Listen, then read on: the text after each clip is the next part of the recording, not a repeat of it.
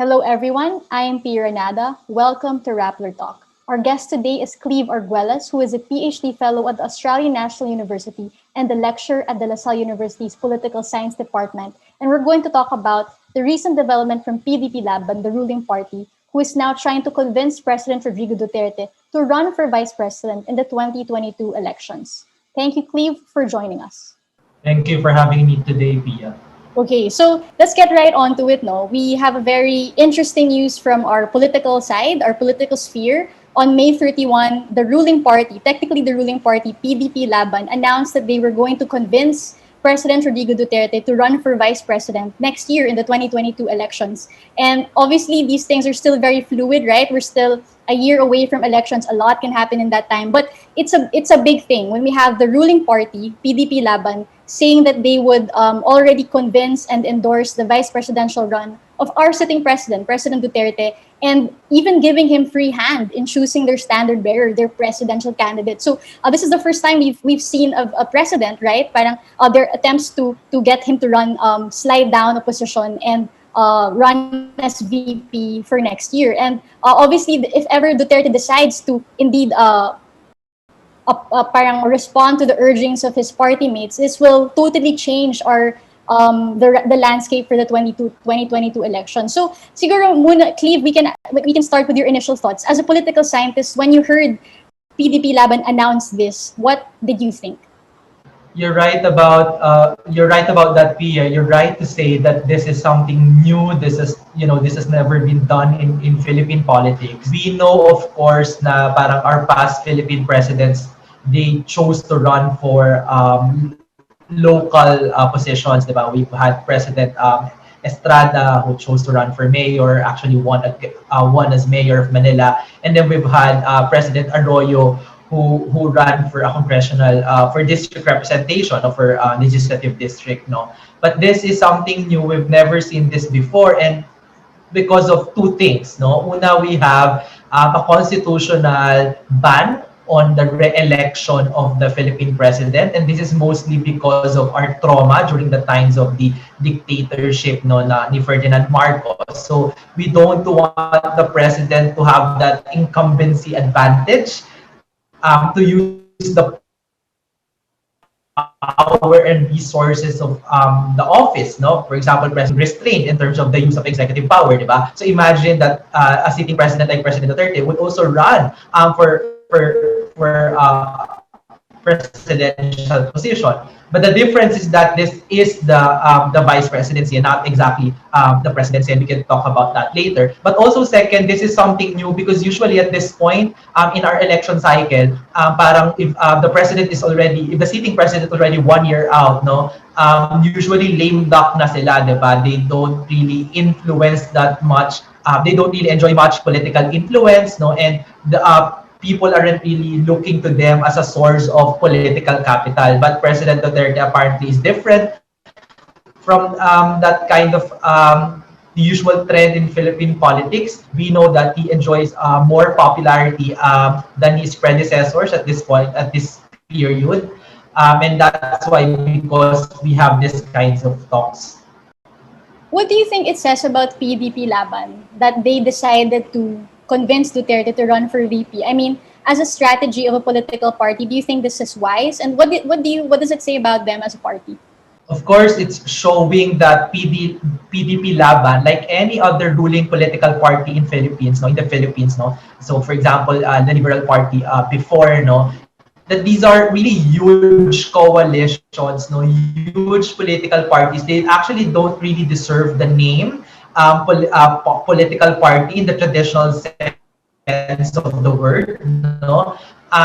Because usually itong mga political parties na to, they become huge, lumalaki sila kapag may nananalo ng presidente from they won, no, under PDP Laban, nagkaroon ng what we call presidential bandwagon, and politicians started joining the political party. So you could say that even at 2016, sikat pa si President Duterte, kakapanalo pa lang, fresh mandate. Even at that point already na lumalaki yung political party, you already know that as a consequence of having a huge party, you will have factions inside it, no? And all throughout since 2016 until the present, we actually see, no, yung different factions inside PDP Laban. And right now, that faction is about 2022, and it's a very important question for members of PDP Laban. Syempre, if you are part of the ruling party, what you would like to happen in 2022 is end up on the winning side again.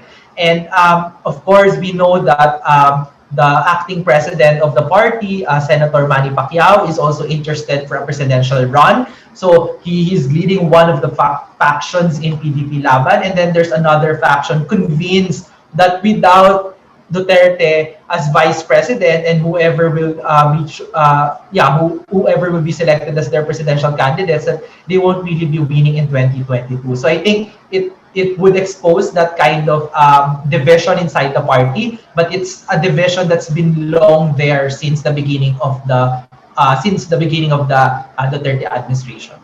So alam naman natin na in Duterte's history, the act of sliding down to a lower position is actually not new to him, because he slid down to be vice mayor to his eldest daughter, Sara Duterte.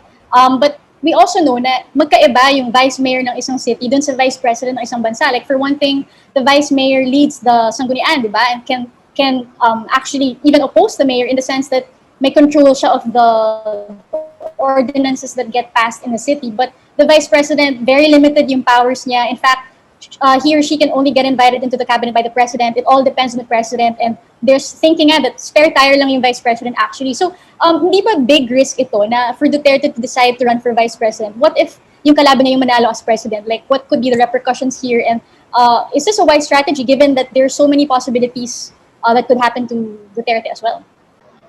When it comes to Philippine elections, there's always a big chance the votes will be according to different parties, no? Or parang the Filipino voters will always choose to just vote for their own tandems, no? So isang unique na characteristics ng Philippine election is that we have this trend of split ticket voting, no? Actually, wala to sa ibang bansa na we can vote for a president and a vice president, and they won't come from the same political party.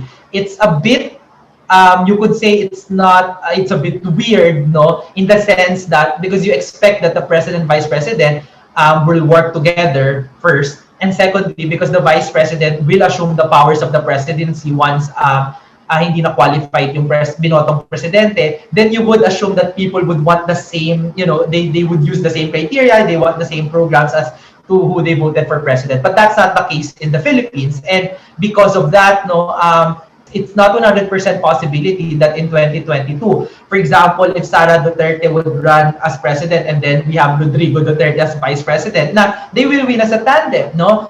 In fact, kung makikita natin, mas mataas yung chance na split yung tandem na mananalo. And I know that from previous study, for example, that we did in 2016 elections, we asked voters why they practice split ticket voting. They would say that, well, para may iba namang galing sa ibang political party. So, I mean, the present scenario is quite different than from past elections. But you could still say that we could still expect that Filipino voters would exercise that same logic, di ba? Na, okay, hindi naman pwedeng galing lang sa isang pamilya or galing lang sa, not only from one political party, but from one family, yung president and vice president. So we could expect that split ticket voting rather than a tandem, no? You're also right to say, Pia, to say that Duterte already previously played second second position, no, to Mayor Sara Duterte. But sabi mo nga iba naman yung pagiging vice mayor at vice president. But I think the worry here is that it's not actually about whether Rodrigo Duterte as vice president will be given a prominent role in the cabinet. It's actually a question of will this just serve as a smoke screen for another Rodrigo Duterte administration, diba? And we've seen this not in the Philippines because it's haven't been tried before, but we've seen this in other countries with similarly strong men, no, or mga strong man na leaders, no. We've got, for example, Erdogan of Turkey, who ran for prime minister first and then naging presidente. Pero essentially, kahit ibang post yun, and usually the president should give way to the prime minister, he is still in control, and it is still his administration. It's also the same thing with the Russian president, Vladimir Putin. He was also first elected as a prime minister. So I think that's the worry here, that electing Rodrigo Duterte as vice president would just mean that siya talaga yung magpapatakbo ng show, that he will still be in control of Malacanang and the powers of the president, whether formally or informally. So given na you mentioned nga na may behavior yan yung voters ng Filipino voters na split vote, split ticket yung binoboto nila. So what could be the logic of PDP Laban in taking on that risk that, you know, the president who might get elected might not be their party mate, might even be a direct rival of Duterte. And so are they just really confident, overly confident that hindi mangyayari yan kasi as long whoever will be Duterte's running mate, kahit VP lang si Duterte, he will carry the team and they will win no matter what. What do you think? I think for any political party, but especially for a ruling political party, the worry, you know, a year before election is that, do we have a good champion? No, do we have a good candidate to win the presidency? Because you will lose power, and with that you will lose the perks of being the ruling party, diba? You will lose committee chairmanships in the House. You will lose control of the national budget. So you will lose control of the national policies. And if you have vested interest, and all political parties would have, no, you will lose the capacity to shape those interests. So I think the logic behind PDP Laban's decision, we don't really we haven't really heard from them why they think this is a better choice than having Senator Manny Pacquiao run as PDP Laban's candidate, diba? But you could say that it would expose na some are not really confident that Senator Pacquiao could win the 2022 elections for PDP Laban. And of course, there are also conversations that Mayor Sara Duterte might run, diba, for president, but technically she's not from PDP Laban, diba? She has her own party, Hugpong ng Pagbabago. So it's not again, it's not 100% sure whether she would be happy to join PDP Laban for a national election campaign, diba? So I think some members of the PDP Laban are convinced, given that President Duterte is performing well in public opinion polls, no, at least the ones that we've had so far, that they're convinced that that the road to 2022 is only to again ride on the popular appeal of President Duterte. We have another character na hindi pa na-mention right now, but also floating a presidential run, si Senator Bongo, who is a member of PDP Laban as well, and we all know is a long-time aide of President Duterte. And may thinking, for example, I spoke with another political science professor, si Melay Abaw of Ateneo de Manila University, and she said that she thinks this proposed VP run for Duterte is just a way to ensure that Bongo will win if he decides to run for president. Kasi parang by himself daw, si Bongo, hindi naman daw niya kaya manalo. So, kailangan daw niya ng Duterte beside him all the way. So, yun. And it will give rise to what you said na possibility of a shadow government, right? That Bongo might just give the reins to Duterte. And technically, he's actually the one running the show, si Duterte. So pag ganito, what does this mean for our electoral politics? And what does it mean for our democracy if we have these kinds of maneuverings from our political parties? I think that's a really convincing interpretation of what's happening as well, no? I'm not sure if you've encountered this, pero well, I'm sure that you've encountered this as a journalist, but in around March 2021, there was this survey by Pulse Asia na na-release, diba? This was privately commissioned, so it wasn't really released by Pulse Asia themselves, no? Pero lumabas na lang siya sa mga news outlets, no? And syempre, once it was released in the news outlets, we don't really know who's behind this, no? Who really commissioned this survey. Pero we have a good guess, no, because it also appeared in the Philippine News Agency. And if you look at the contents of the Philippine News Agency, most of the articles there have something to do with Senator Bongo, no. And the results of the survey would actually say na it must have been it must have come from his camp, no? Kasi this survey would show that if Bongo would run as president with Rodrigo Duterte as vice president, that they would win the elections. No, this is a February 2021 survey done by Pulse Asia. So I think pwede mong i-link, di ba, that this is probably this is one of the reasons, no, why they are doing this, no. In fact, I think I've also read, no, that in one of Duterte's address in Negros Oriental, no, he did mention that Bongo personally talked to him, that he has interest to run as president, no, and that he would actually like the endorsement of President Duterte. And that's only reasonable, that's only expected, no, for Senator Bongo, because he won that position, no, that Senate position, primarily, not primarily, but actually only because voters would associate him with the president, no, as the special assistant to the president, no. Um, but but whether they could do that in 2022, again, I would say that that's not really parang 100% sure. Kasi again, we have a history, we have a long history of split ticket voting, no? So parang the Senate elections, you have 12 positions to fill out and you trust the president, you might as well vote for the candidates, no, that he is actually endorsing. But if you only have one or two, di ba, parang two votes, so president and vice president, iboboto mo na si Duterte, would you still also vote for his ally as well, no? So it could be voters might do a different kind of thinking for this. But I also want to say that parang between Sara Duterte and Bongo, it's very interesting that Ago Duterte tandem would also happen in 2022, because we know that of course Bongo is the man of the president, no, more than Sara Duterte, no, na may sariling political clout as much as possible, di ba, aside from the Rodrigo Duterte clout, no, but Bongo's clout is just the president's clout, no. So so parang the worries of a shadow government mas na-heighten. And in fact, no, yung halimbawa, I've said that there's a trend na yung mga strongman leaders would also do this kind of shadow government, no, run for a different position or a secondary position. And who they usually choose, no, to run or the primary position, the president, for example, or the prime minister, no, are actually their aides, no, yung mga right man nila, no, right hand man nila, no, which in the case of President Duterte is Bongo. Last few questions, Cleve.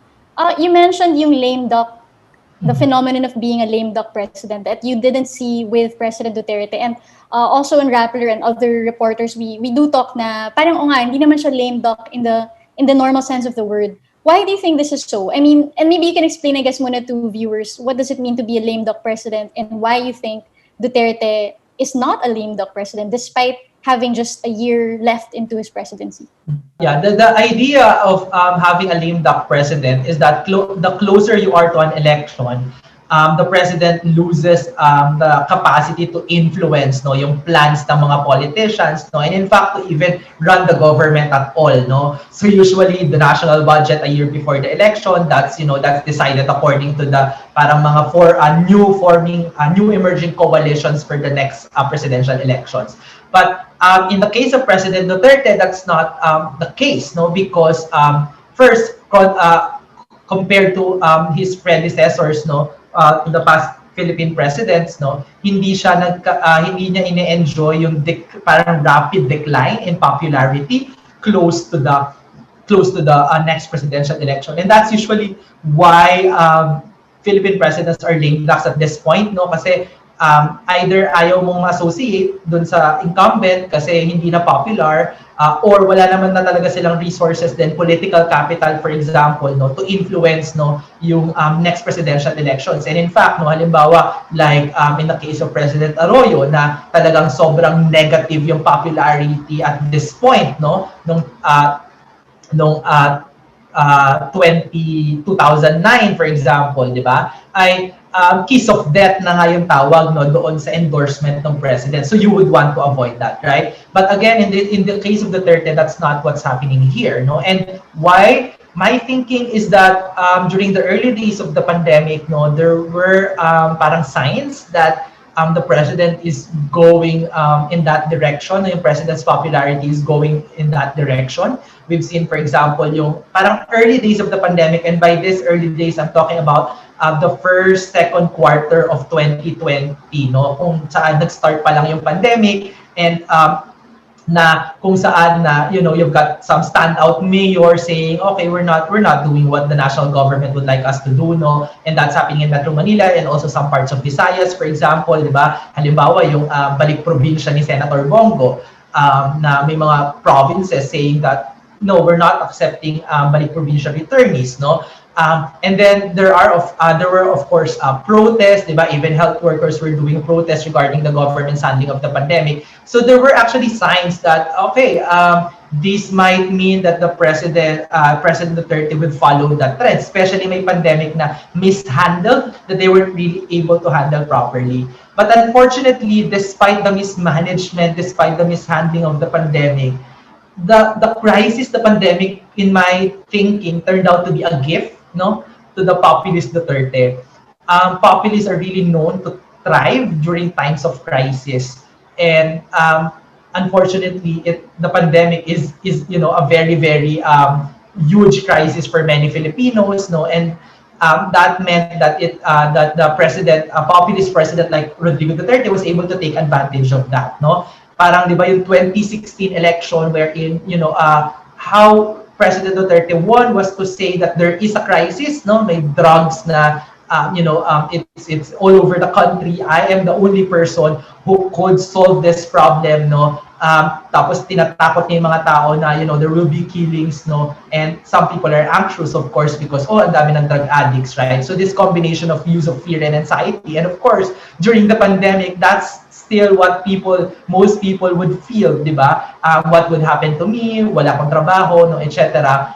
So again, the president was able to take advantage of that dominant feelings of fears and anxieties, no, and maintain his popularity. And in fact, I would argue that he was able to renew, no, parang yung mandate for the Dutertismo because of this new crisis, no, na parang a new mandate for Dutertismo to na revive, no. Kaya I think the middle of the pandemic, that's how I would see yung crackdown, for example, on activists, no, mga dissenting activists, no, journalists, no, the shutdown of ABS-CBN, for example, no.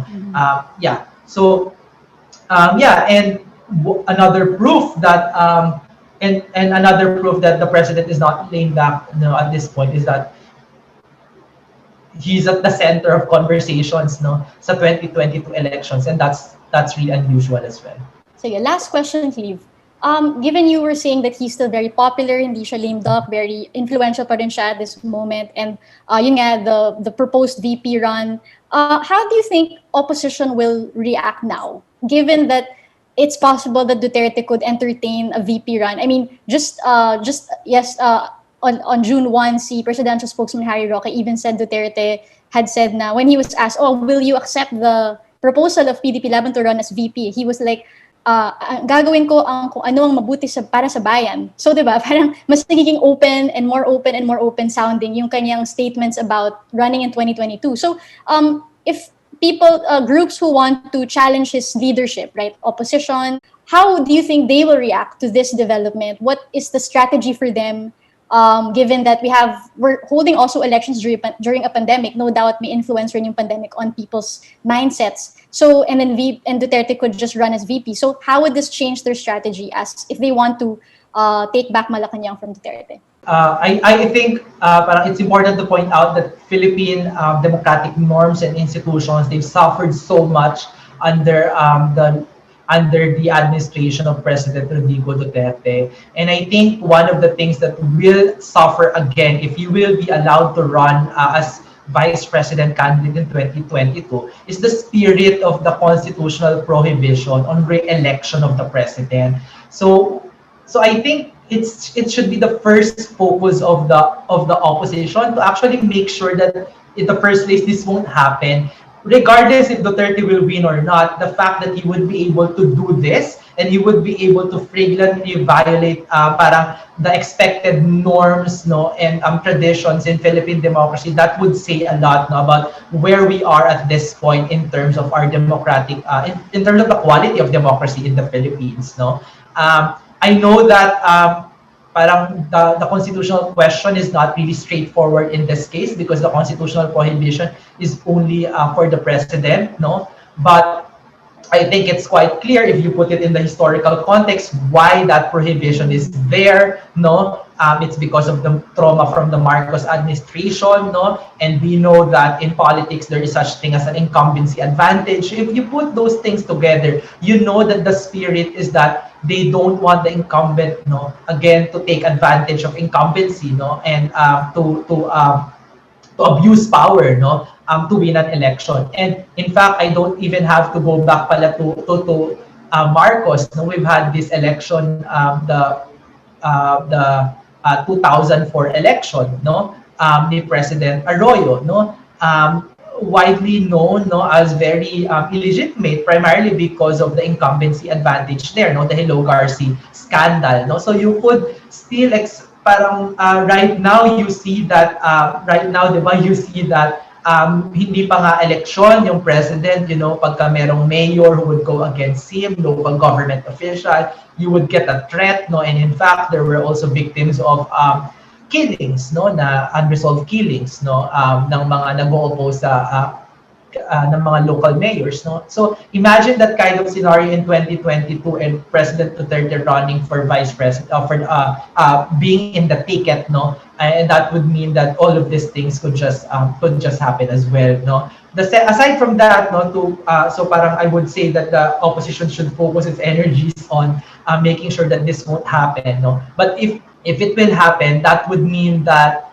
I think they would have to be more strategic than ever, no? And I think that's the problem or the challenge, no, for the opposition, no, for Duterte's opposition. I don't think that they are parang that they lack candidates, that they lack the right programs or the right principles, no, but they may fall short, no, on the strategy, no. So halimbawa, President Duterte won in 2016 because of not exactly getting the majority of the votes, no, but it's the smallest possible minority coalition, no, the smallest possible votes that he could get, and they have to think about those things, no.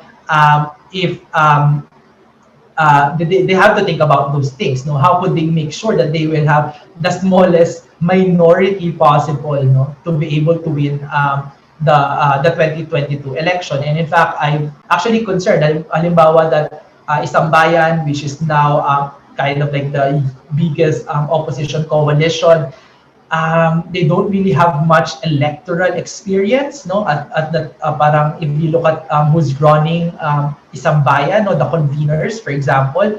And unfortunately, elections in the Philippines are really about being able to take advantage of parang the division in the votes, no, the split ticket voting, for example, and all of these things. So they would have to consider those things in 2022.